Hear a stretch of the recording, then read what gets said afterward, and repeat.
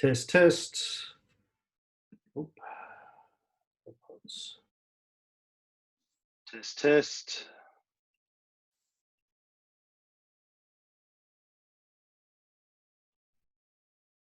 Test, test, test, test, test. Yes, test, test, test, test, test.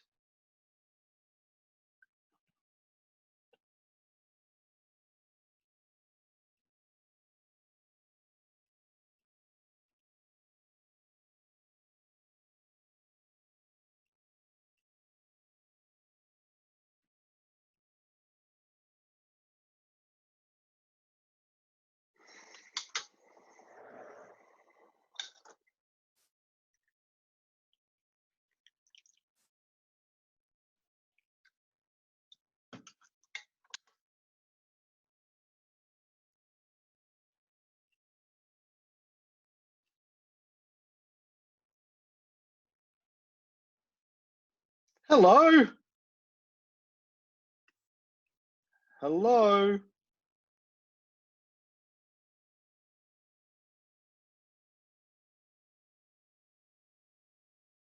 Can you hear me? Oh, okay. You're connecting to audio.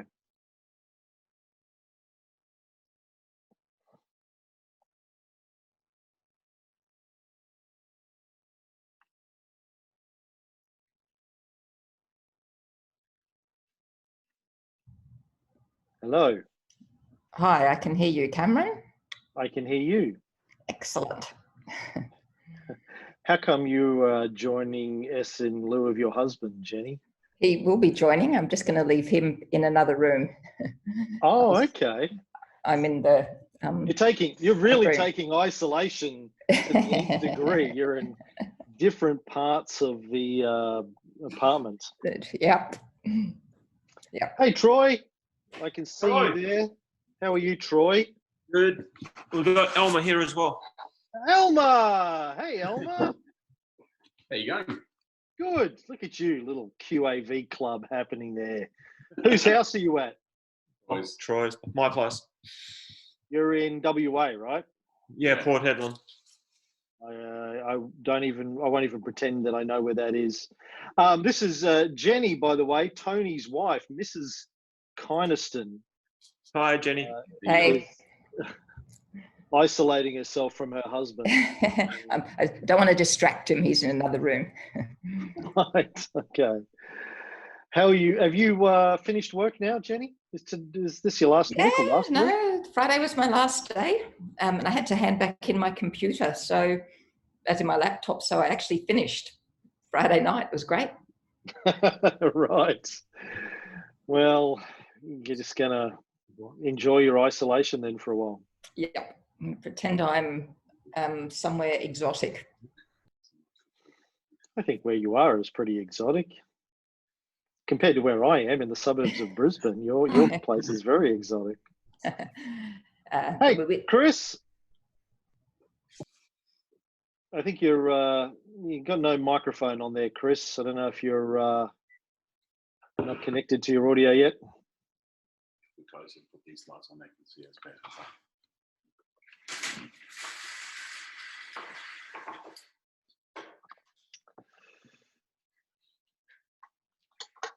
Chris is there with his dog. Oh, here we go. Tony's joining us.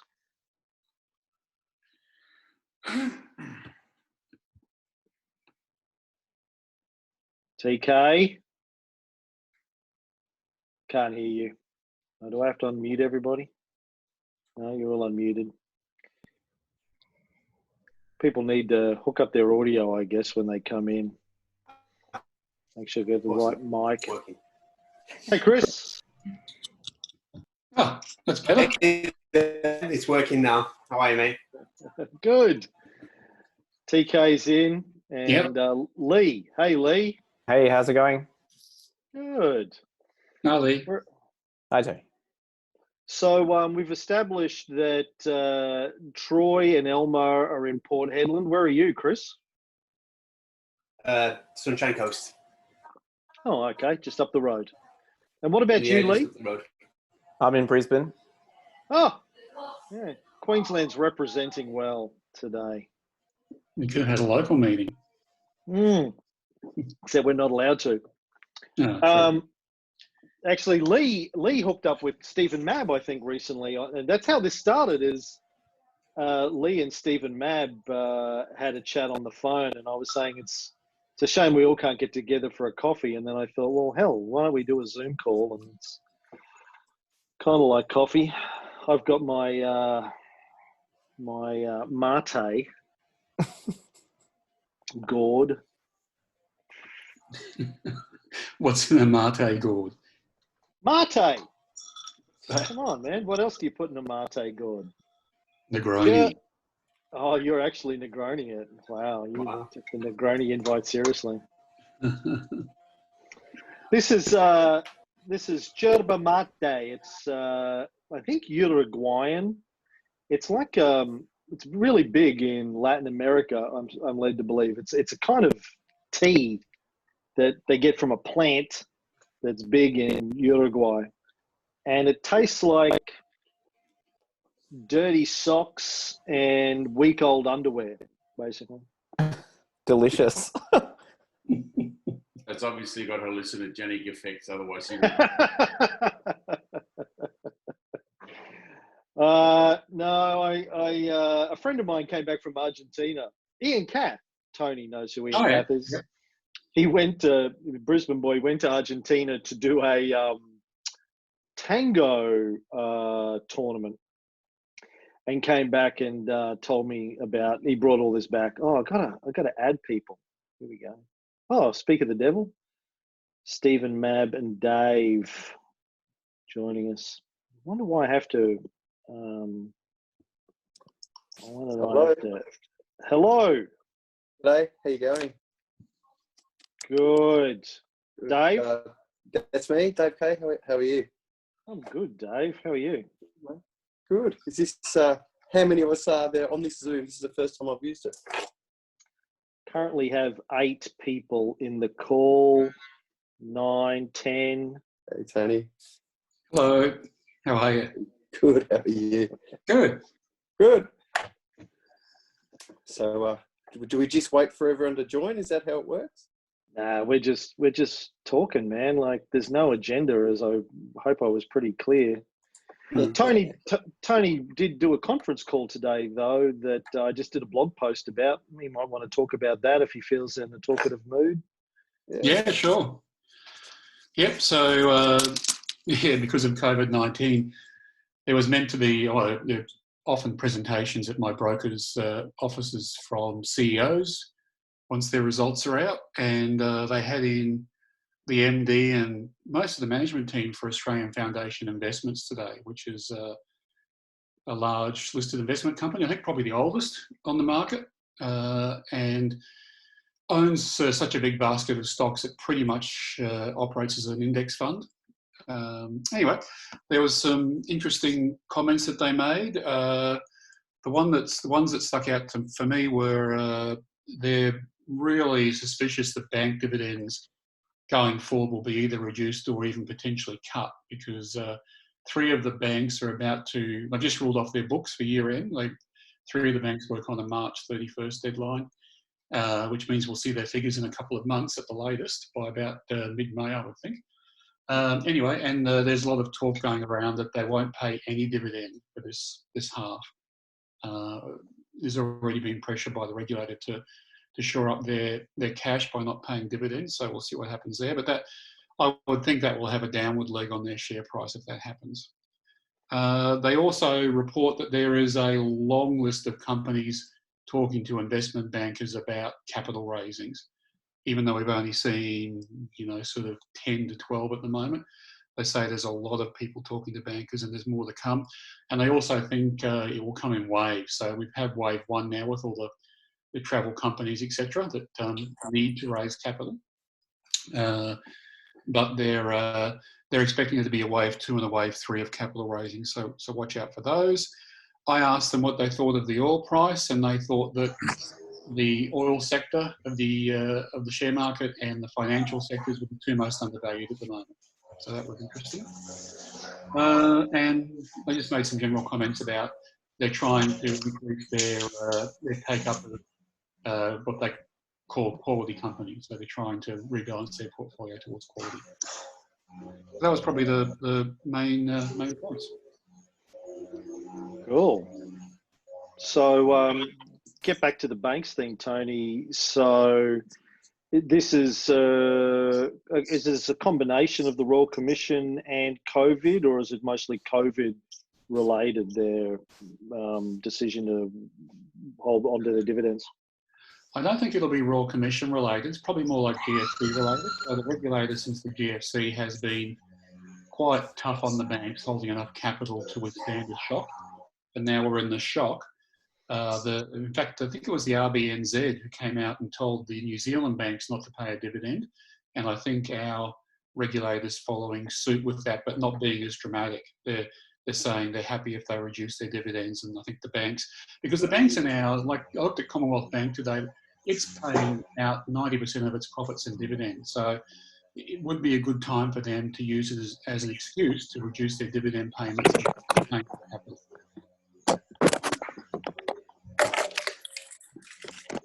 What are you doing, Dave? Fox has gone to Dave's place. Yeah.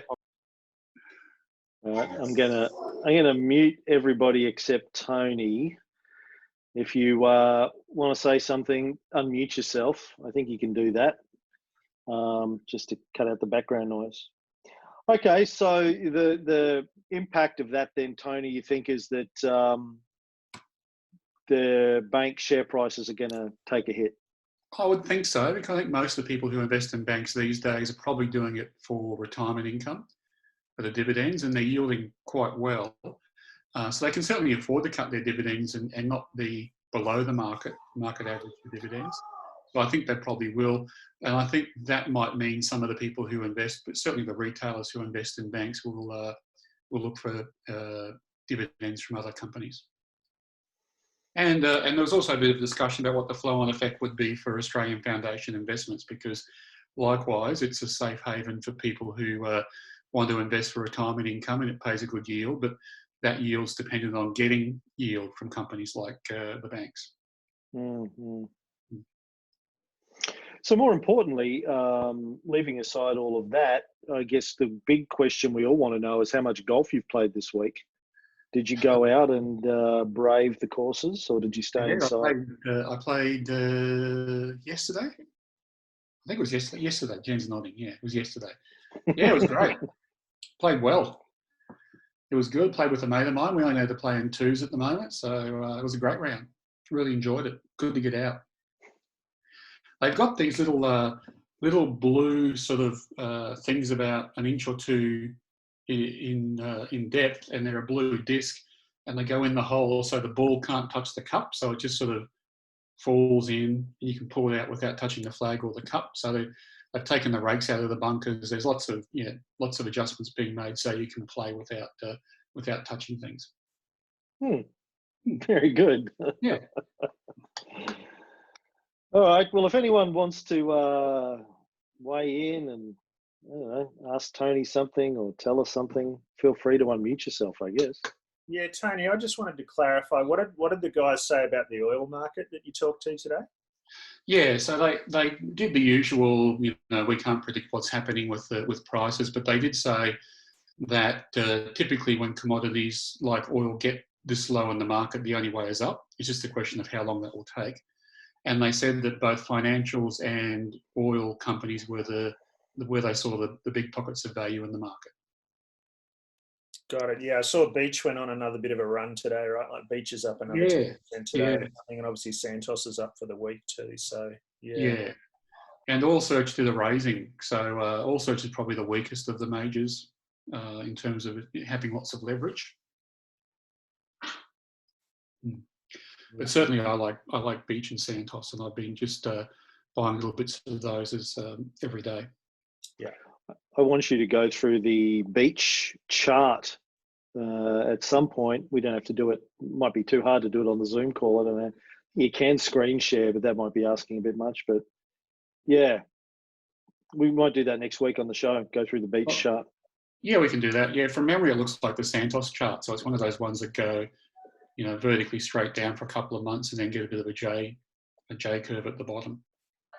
Except when I had a look at a bunch of stocks that were on the watch list. I mean, there's a lot starting to look like that, isn't there? Where they're kind of that 3-point trend of Santos. There's plenty of stocks now that kind of have got a similar 3-point byline again now.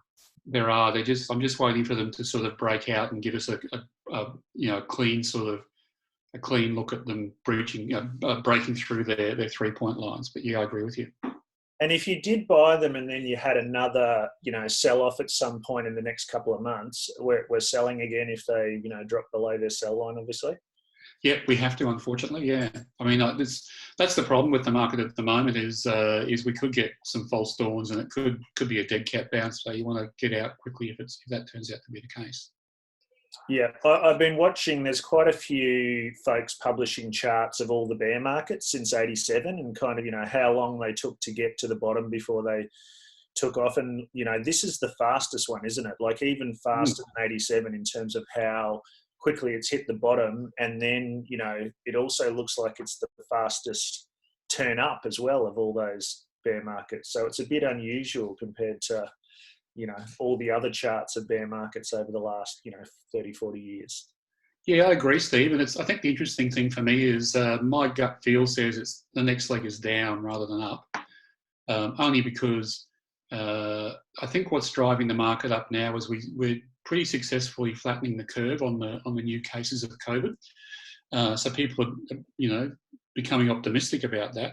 But I don't think the economy is going to be opened up again for another couple of months. But even if you do, flatten the curve with COVID, you've still got to wait for a little while before you can fully open the economy. And secondly, we haven't seen the numbers yet for what the effect has been on trade. Some companies may not open up again.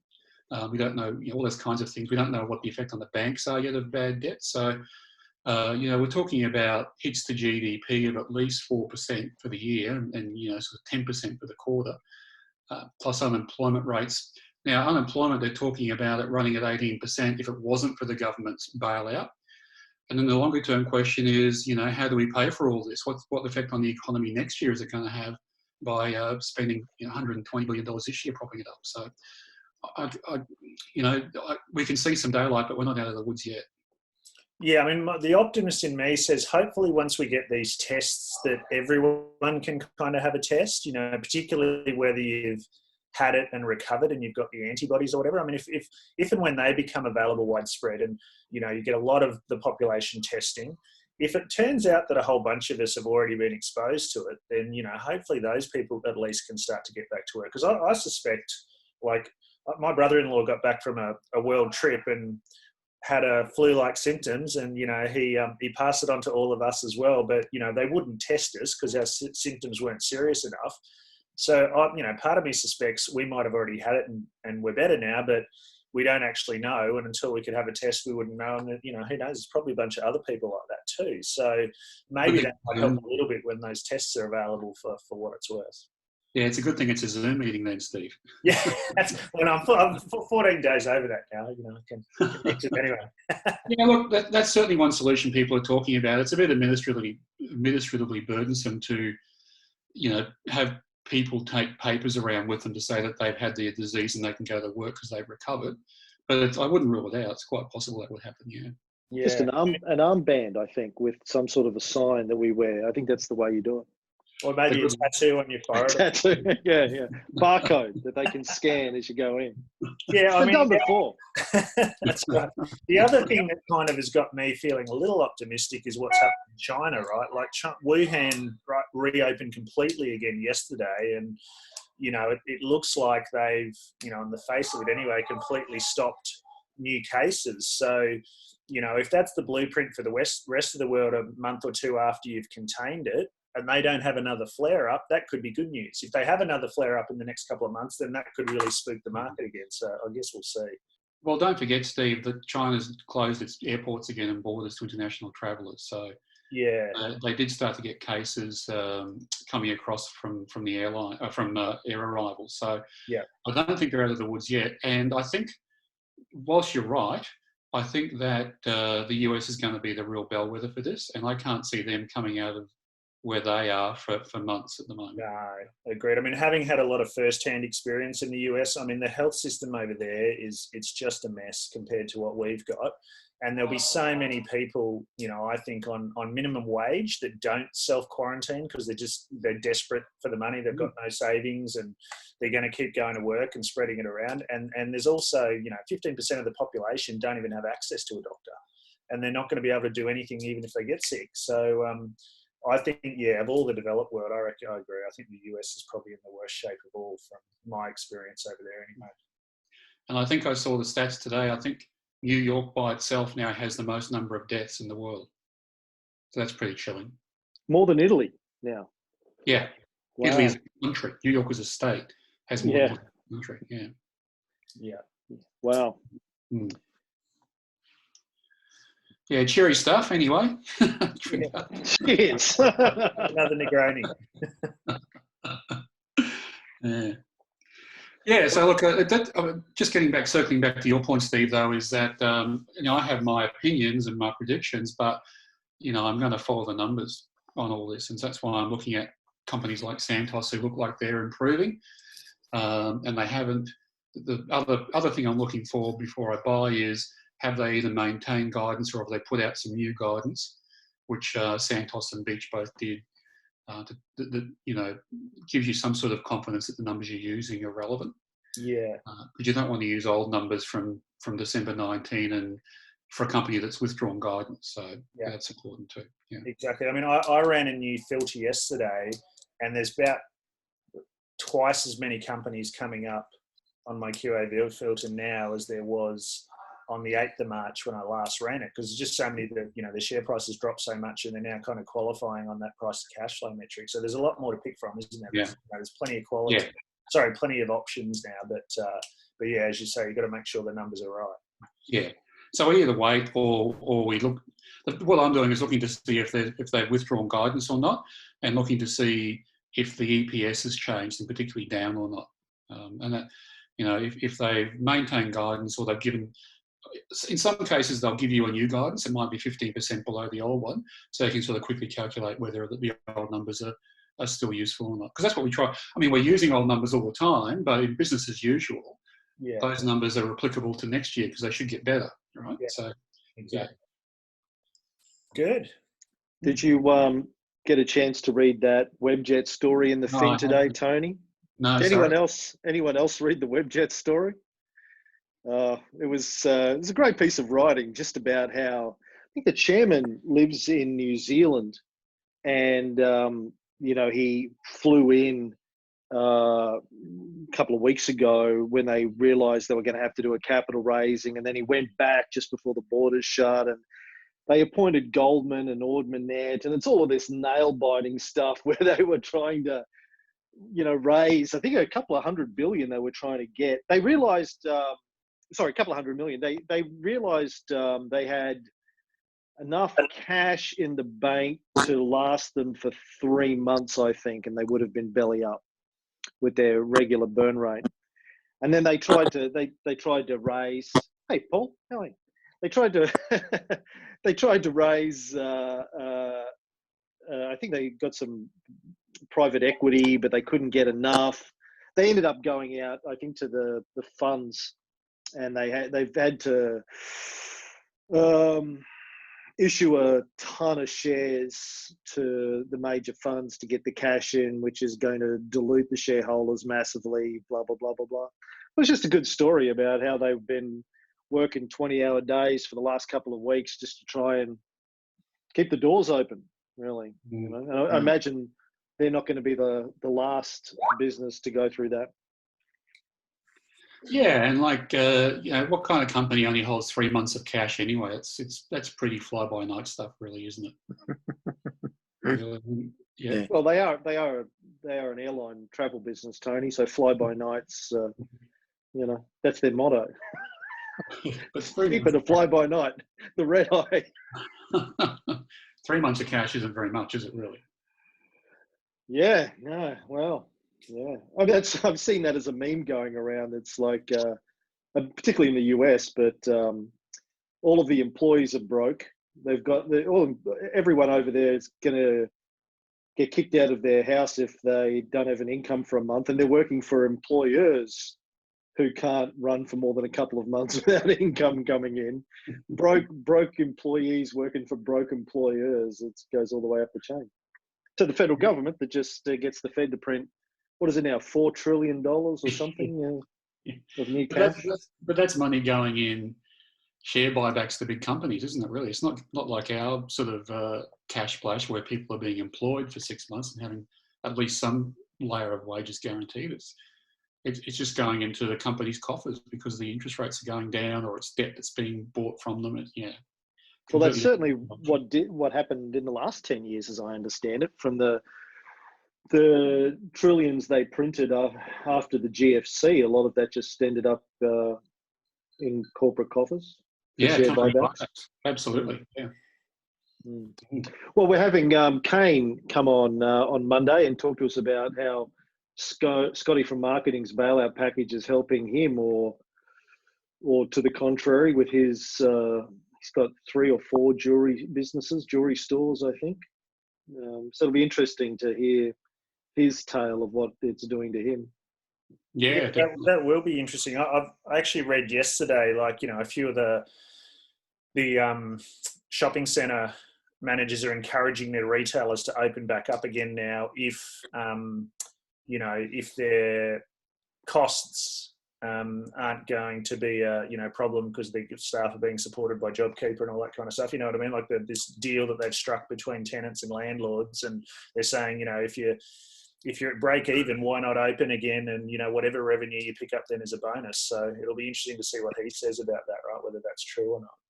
Well, that's because the shopping centres have been asked to charge on as a percentage of turnover now, rather than paying or charging a flat rent. Yeah. Of course, they say that. Well, I get why Solly Lee comes out and says, I'm not paying anybody any rent, right? And he kind of forces the argument. But maybe now that they've struck the deal, what have you got to lose if you do reopen? Like if the deal's done and that's as good as it's going to get, and your staff are being, paid at the $1,500 a fortnight level or whatever, if your costs are below that, maybe it is worth opening and trying to pick up some extra business. I don't know. Yeah, I think it'd be a case-by-case thing, but I think I suspect at some stage in the near future we're going to see some big capital raisings for the REITs who haven't been able to charge full rent but have kind of back-to-back revenue to debt sort of models. Yeah. Yeah, they'll hurt. Yeah, well, see, Accent Group, which is one we talked about when I was on the show, that's the footwear group, the listed footwear group here that owns Athlete's Foot and Hype DC and Platypus. I know their CEO yesterday said, that they're thinking about reopening stores now that all this has been finalised. And I kind of thought through why would he do that? And I was like, well, they're sitting on all the inventory anyway, right? Like most footwear and apparel retailers generally have about 6 months worth of stock in stores and warehouses. So if you're sitting on all the stock and most of your costs are being covered, you probably haven't got much to lose by opening. And even if you're pulling in 10 or 20% of what you normally do, it's probably still worth it. You know what I mean? If most of your other costs are covered by this support packages. So I don't know, I'd be interested to see what they do. No, you're right. Retail is all about moving stock. So if they can at least break even on their expenses and clear the stock, that's something they don't have to write down in the future. So you're right. Yeah. Tony, it's Paul. Can I flick you a question? Sure, Paul. How are you? Yeah, good. How things with you? Yeah, good. That's good. Good. Cameron, you okay if I jump in with a question? Please, Paul, go ahead. Yep. Traditionally, how do stockbrokers go during downturns, like through the GFC and through the tech wreck? And I'm specifically thinking about Bell Financial at the moment. The ignorant view, which is mine, which is, wouldn't they be businesses that do well in upturns and downturns just because of increased turnover of stock? Yeah, good question. Yeah, they are. The difference is, I would think, well, most big stockbrokers, I'm thinking Bell Financial as well, charge a percentage on the trade. So they'll be doing probably as much volume now as they normally do, but on a lower share price. So if the share market's dropped 20%, then their income's probably dropped 20% as well because they're charging a percentage on a lower price. Yeah. Yep. But otherwise, their volume remains the same. So I've been watching Bell too. It's getting pretty close to a breakout on the upside. Yeah, it's a good-looking business too on the QAV filter. It is, yeah. It's been a long-term good one for me. Has it? Yeah, right. Okay, yeah. Good. Very good. Thank you. Much to the chagrin of my own broker, which is not Bell. So he always gets annoyed when I buy shares in Bell Financial. Maybe he needs to list. That's right. I tell him, drop your rates and I'll buy shares in your company. Although they're not listed. Yeah, can I just jump in with one more unless anyone else? No? Is that all right? Tony, I'm getting, before my QAV days, I was investing in every growth stock that I could, basically just to chuck as much money as I could. And they're all coming back to me now asking for capital raises. And so I don't understand it. Maybe you can explain it, but some of them are offering their shares at what look like cheap prices, but they're prices that the stock was at a week ago. So the stock may have appreciated by 10% over the last week. Mm-hmm.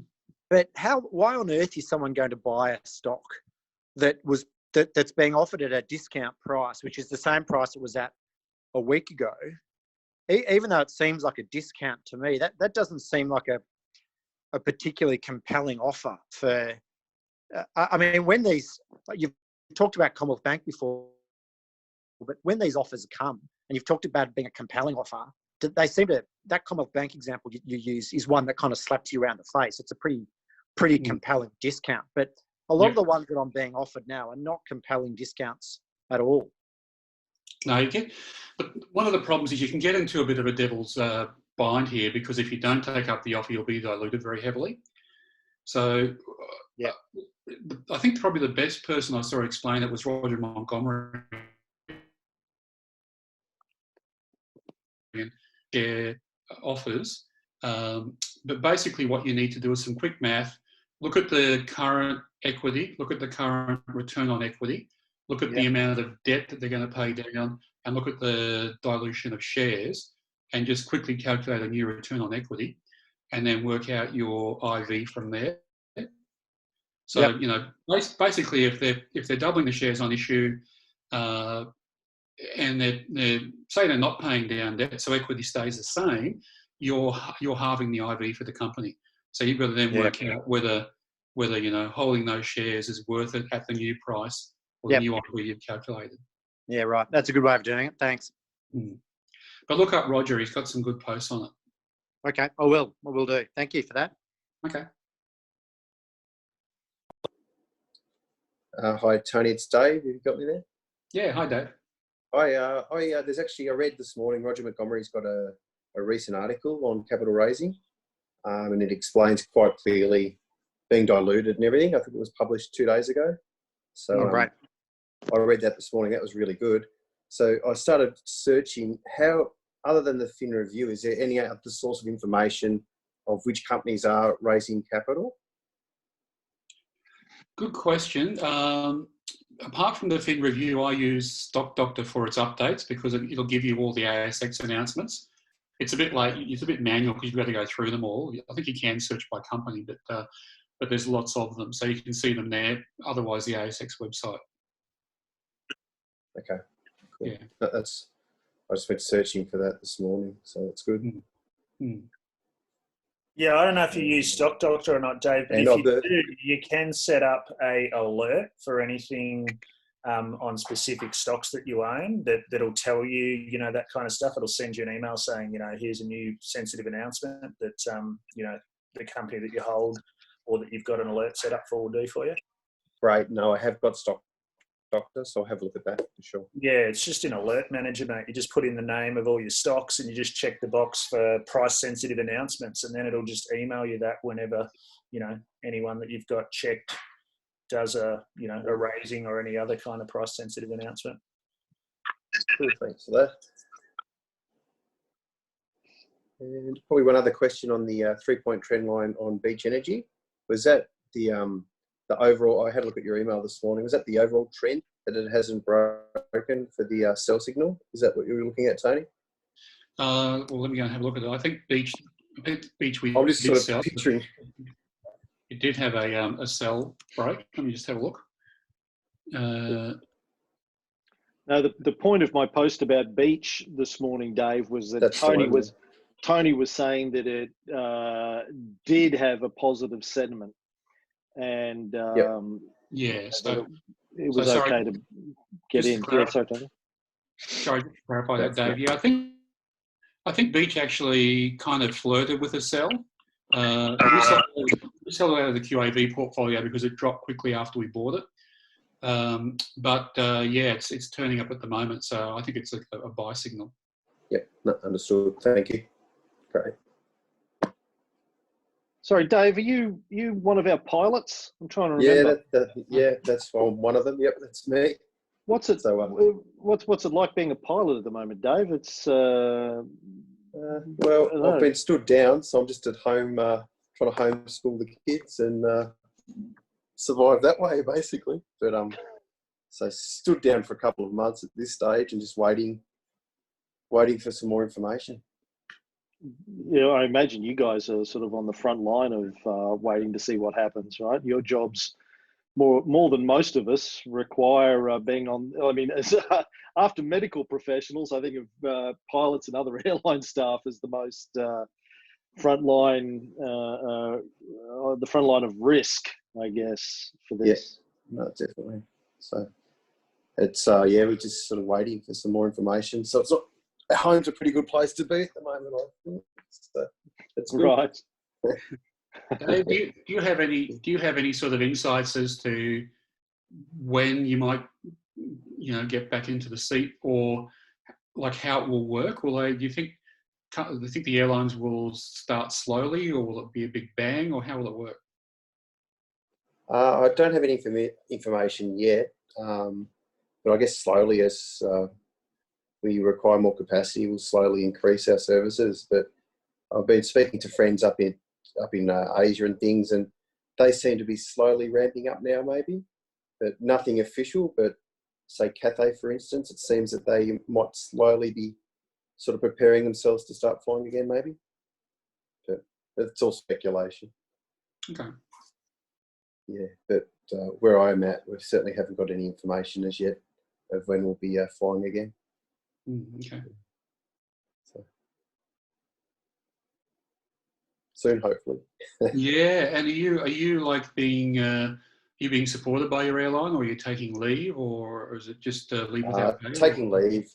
Okay. So we've stood down, but fortunately, I think the majority of us have been there a long time, so we've got long service and annual leave up our sleeve to get us through the next few months, which is great. It's a bit of a bummer on how to spend a holiday, though, really, isn't it? Yeah, it's not too bad. But I played golf at Royal Freo 2 days ago. Oh, good. And we've got the same blue foam and no rakes, but it was certainly good to get out of the house, that's for sure. Good.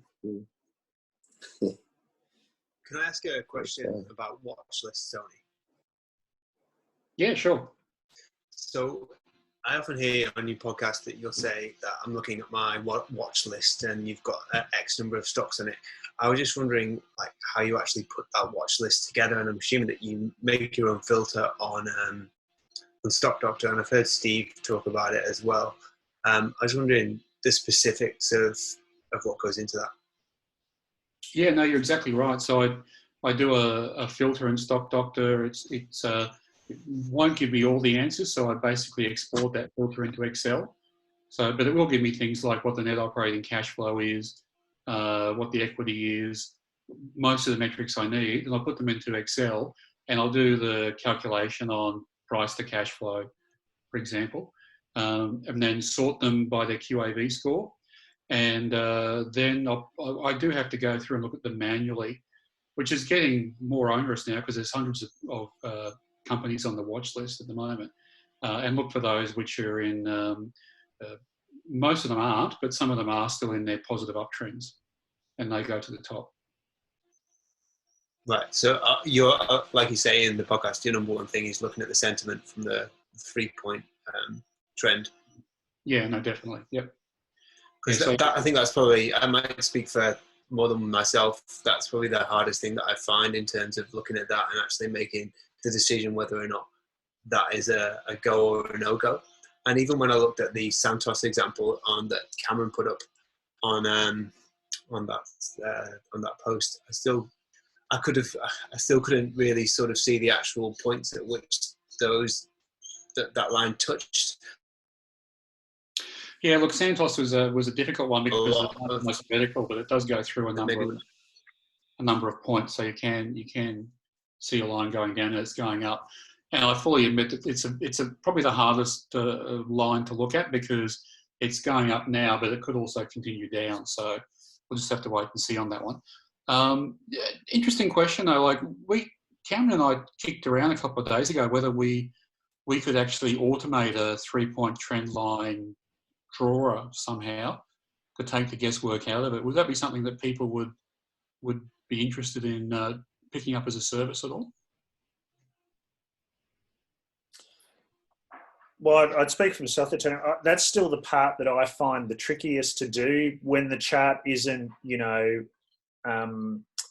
really easy to draw 3 points on. Like to Christopher's point, there's, I think Cam's, scary monster teeth one was an example, right? Where that one was a hard one to kind of figure out where the 3 points are. So that's still definitely the part that I have the most trouble with when it isn't just a beautiful 1, 2, 3 points in a row kind of thing across 5 years. So yeah, I mean, if there was some way to, to do that, that would be really helpful.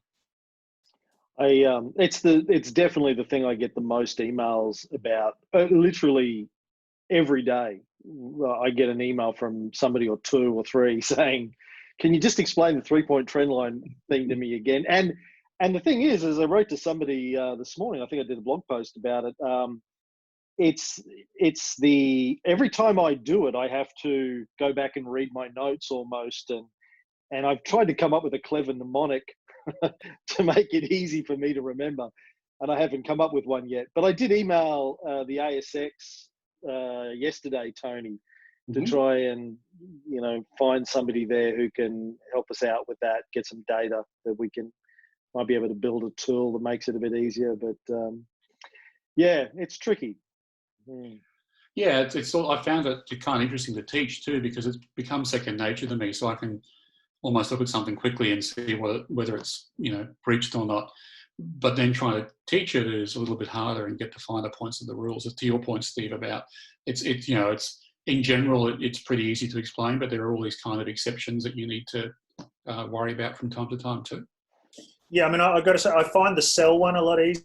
Like trying to find the 3 points on the bottom of a line is a lot easier than the buy line on the top of the line kind of thing for me personally. Anyway, like taking the lowest point and going across isn't so hard when it's the sell line. But yeah, the buy line's the one I have more trouble with.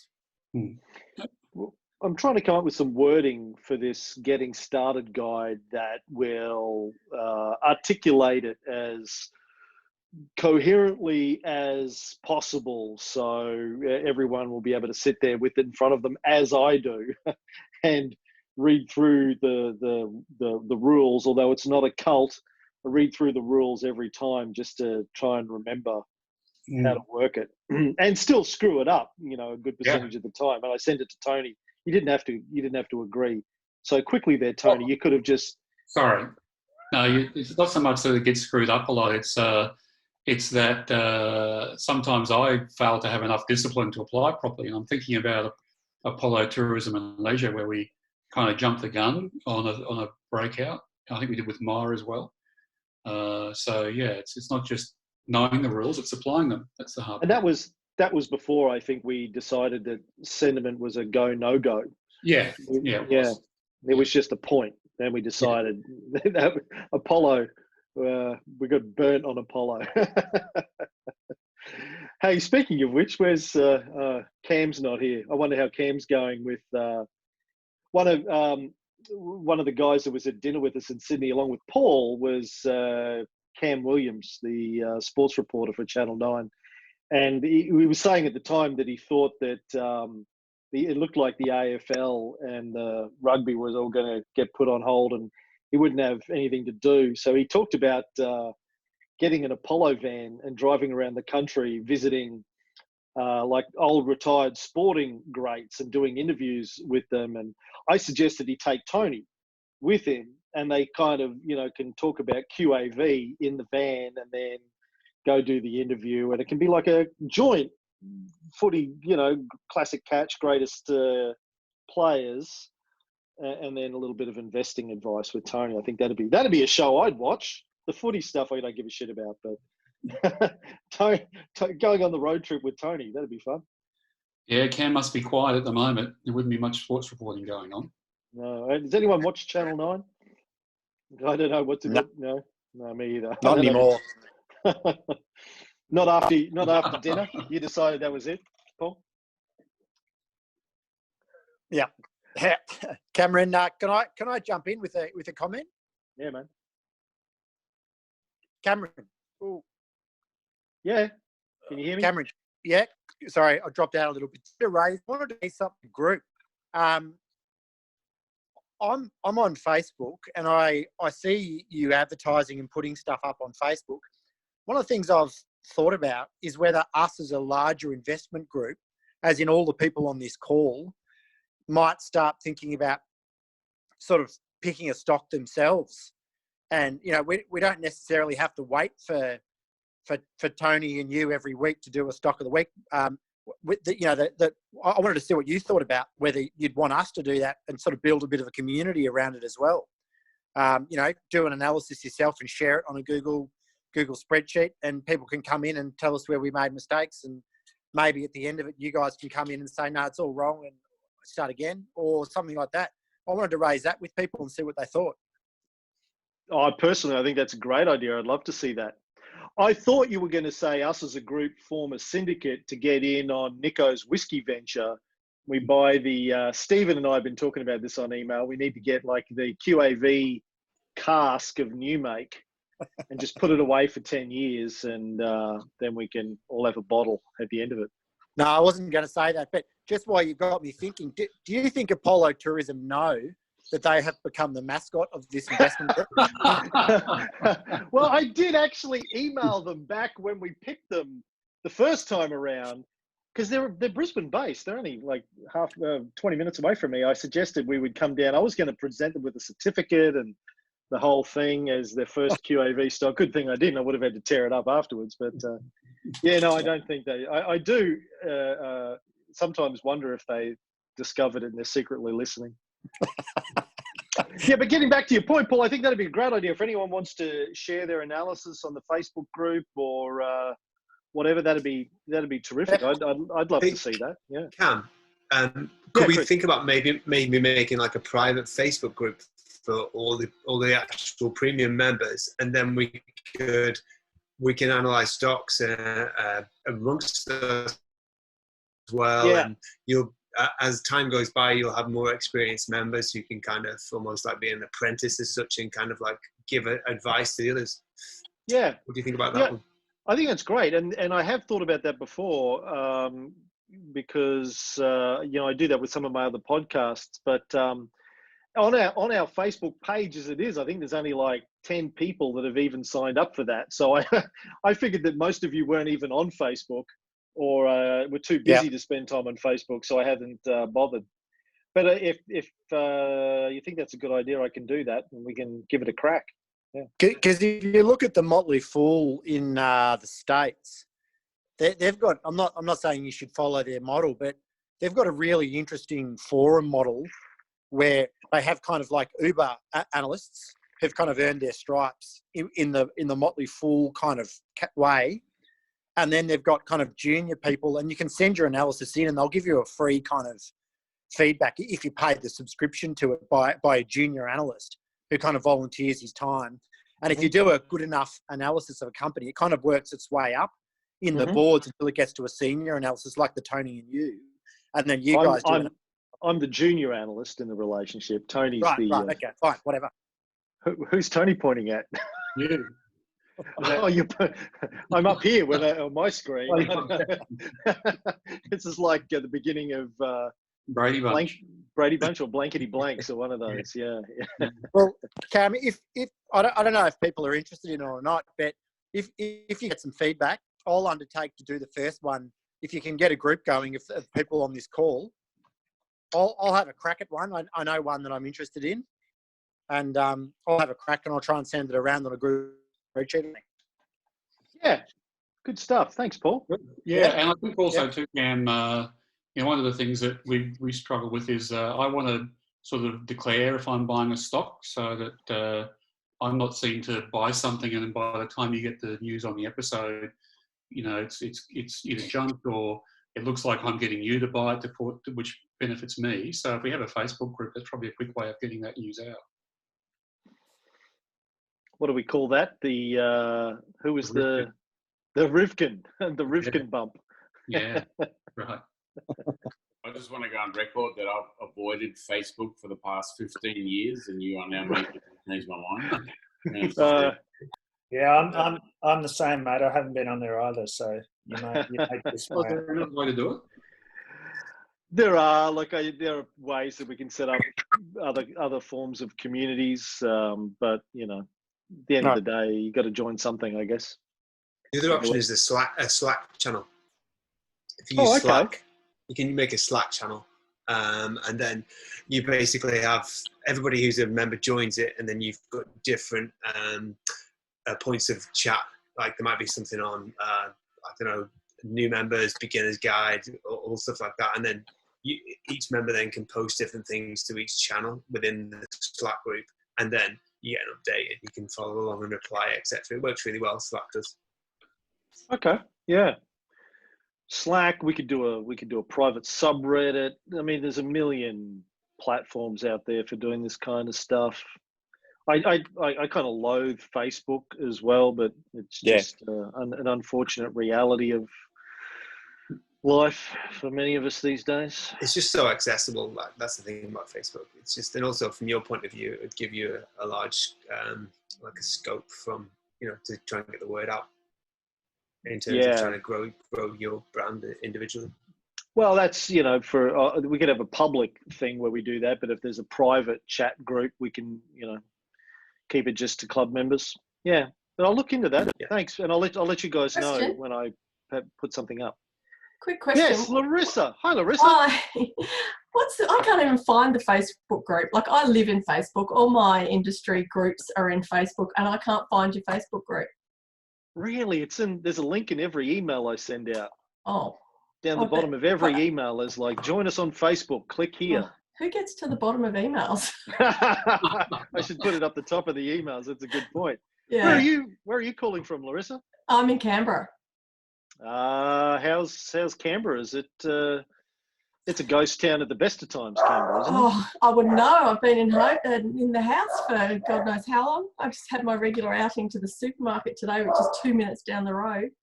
Right. Yeah, I'm flat out. I'm an accountant, so I'm going nuts at the moment.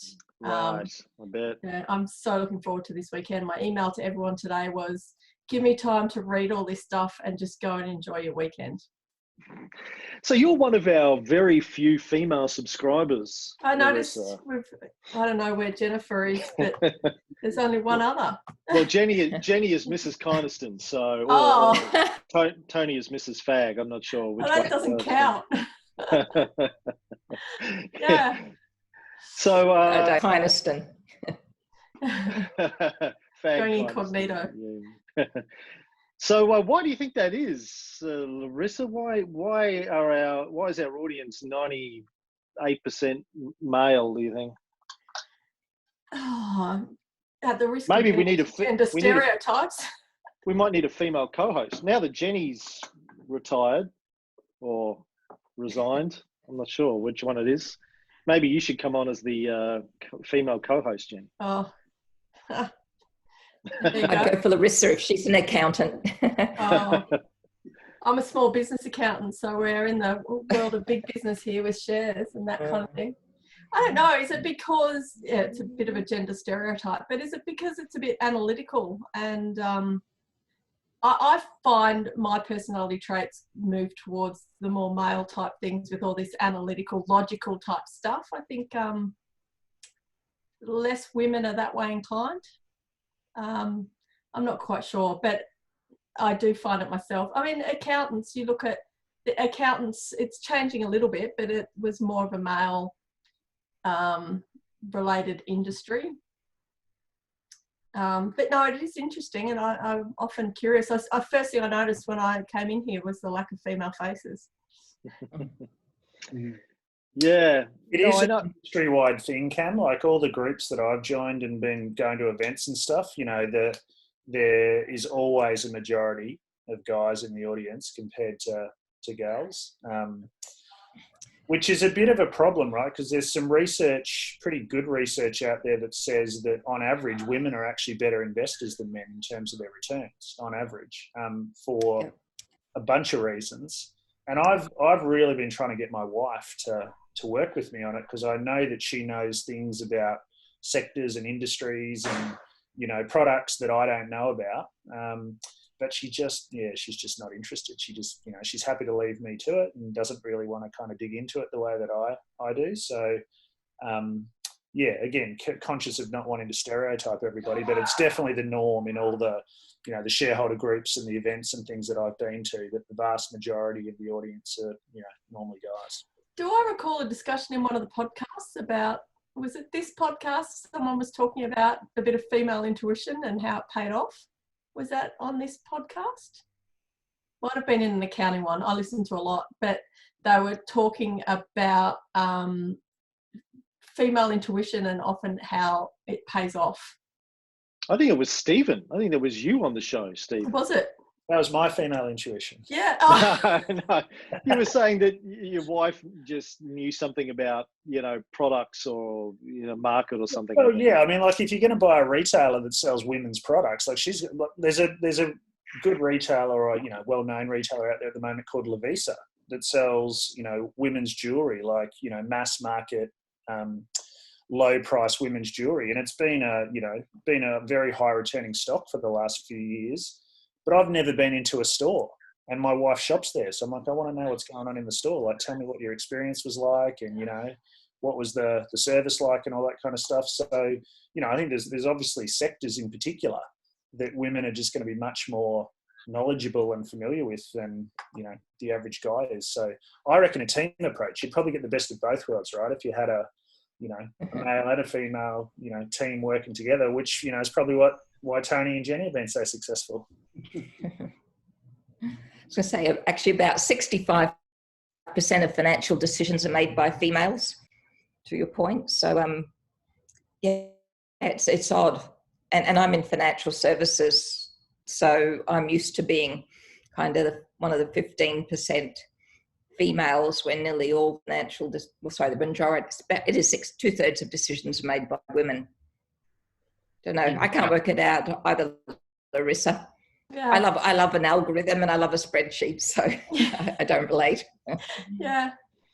I mean, it's strong in there's really obvious differences between accounting and bookkeeping. So the accounting side tends to have the really large percentage of males, and then you flip over to the accounting side of things and it does the complete opposite. I mean, to the bookkeeping side, and you've got the complete opposite. It's really heavily weighted to women, and I think that's because bookkeeping works in the really flexible hours. So you've got a lot of mums perhaps that use that as a way back into the workforce, that they can work school hours and that kind of thing. But it's really stark differences between the two industries that are so heavily related to each other. Mm. Yeah, funnily enough, you mentioned Lavisa too, Steve, and that was if we were doing the podcast a couple of years earlier, that was a good stock to buy. Yeah, it's actually the chairman or one of the major shareholders there is the same guy that's behind Accent Group as well, Brett Blundy. So, he started Sanity back in the day and Diva, and now he's at Accent and Lavisa. And its price to cash flow is under 10 at the moment, but its earnings have been destroyed. Really high return on equity and all that kind of stuff. I had a good look at it this week, but yeah, it was opening a lot of stores internationally and, paying off the entire shop fit in the first year. So they're really profitable, but they were on a really high price to cash flow, 6 months ago. I bought them a great buy a few years ago. Yeah, I had them for about a year, I think. I sort of bought them at 3 and sold them at 7, something like that. So it was quite profitable. Yeah.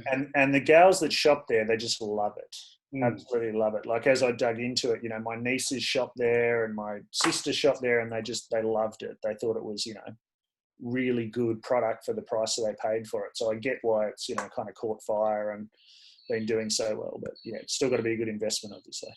The old Peter Lynch one up on Wall Street, eh? Shop where you're buying. That reminds me of Noddy B years ago.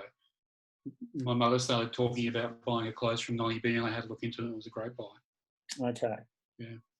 Would you be wary of retail right now in terms of like the current environment, or would that put you off investing in the retail sector, or would you be just crunching the numbers, and if the numbers looked okay, you'd be like? Sorry, was that for me or for Steve? I thought you said Steve. Sorry, Chris. Look at anybody who wants to take it. Really. Retail. I find retail pretty hard to analyse at the moment because you just don't know what the shutdown's doing to their businesses. I mean, some businesses are seeing a bump in online trade, so that's helping them. But you've got to think that they're barely covering costs, and it depends how long they're down for.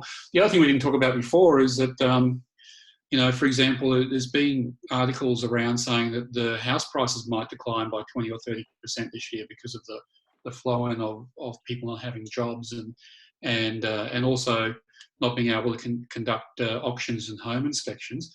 And typically if that kind of thing happens, then retail suffers as well, because if people don't feel as wealthy as they have been, they're not going to go out and buy the new dress or the new, item or whatever.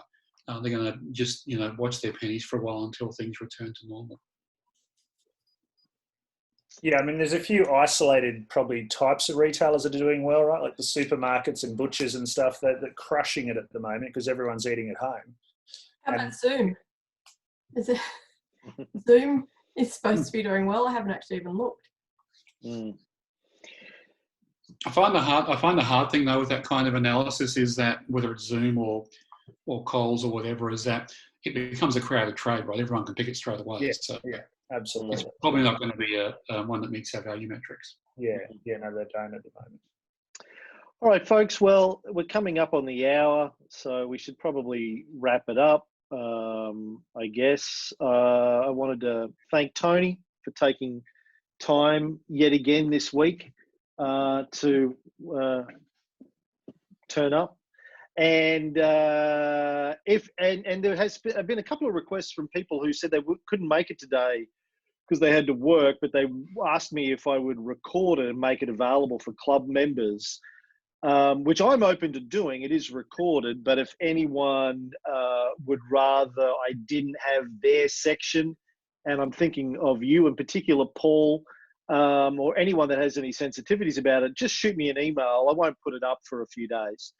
But let me know, because I can just open it up and snip out your bit in an editing tool. Or if anyone has any other issues with it going up, just for club members, I'll put it up on a private place and let them link to it, or YouTube and make it password only or something like that. Let me know.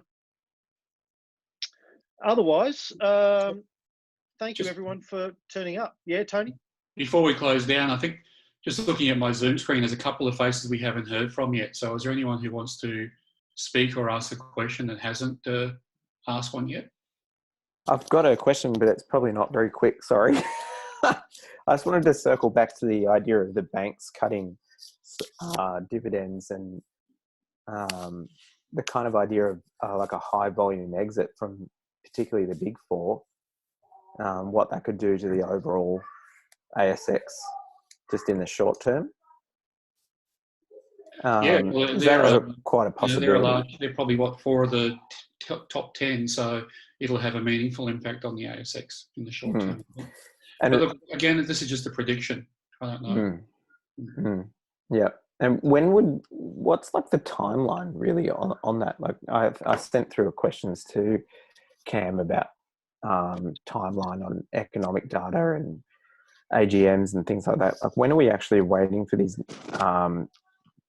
business numbers rather than the COVID numbers to start impacting?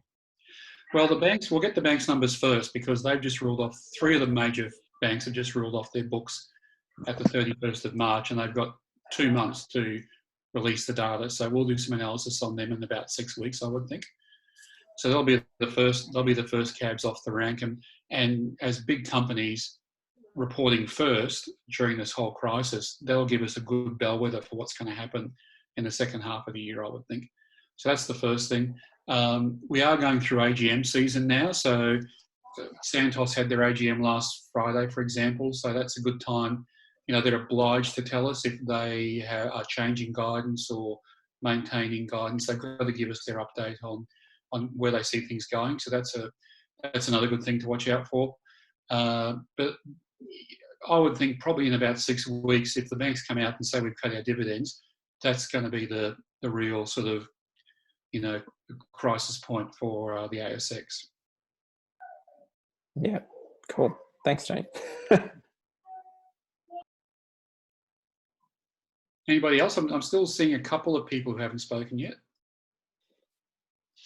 I'm just thinking for Troy and myself, we're sort of real virgins, 50-year-old virgin.